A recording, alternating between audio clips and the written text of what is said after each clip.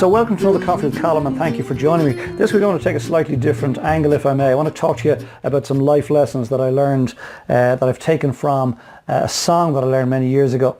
And the song is called Flowers Are Red by a gentleman called Harry Chapin. And some of you may know it, and don't pretend to be an expert guitar player or singer, but let's just look at some of the lessons involved, if we may. So in Flowers Are Red, it talks about a little boy who goes to his first day at school. It goes something like this. Little boy went first day of school. He got some crayons and he started to draw. Put colours all over the paper. 4 colours was what he saw. The teacher said, "What you doing, young man?" "I'm painting flowers," he said. She said, "It's not the time for art, young man. And anyway, flowers are green and red. There's a time for everything, young man, and the way things should be done. Gotta show concern for everyone else, for you're not the only one." And she said, "Flowers are red, young man, and green leaves are green. There's no need to see flowers any other way than the way they always have been seen."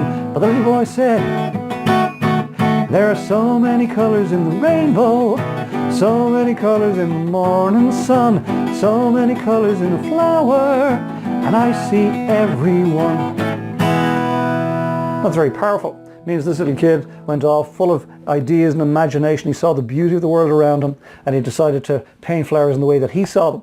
But the teacher decided that she liked conformity, and that her job was to teach this little kid conformity, and effectively that's what she did.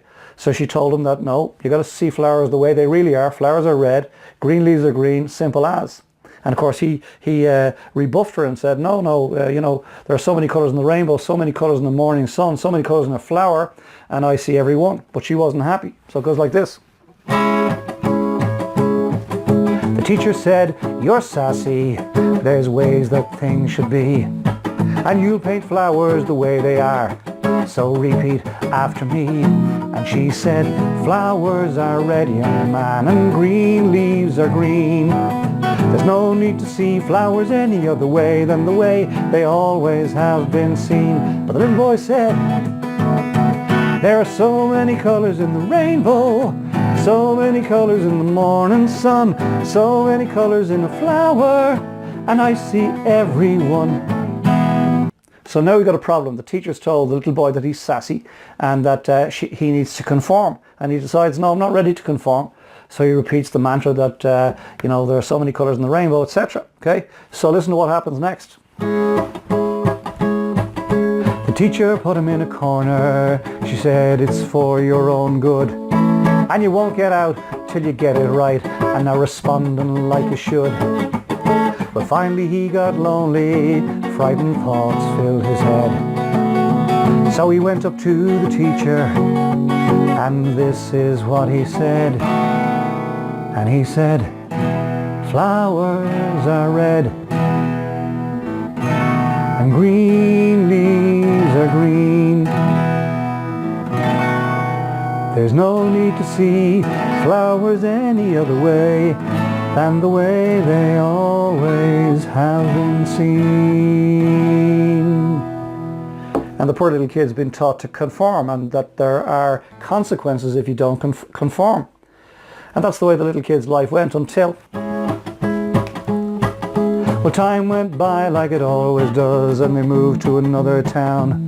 And that little boy went to another school, and this is what he found.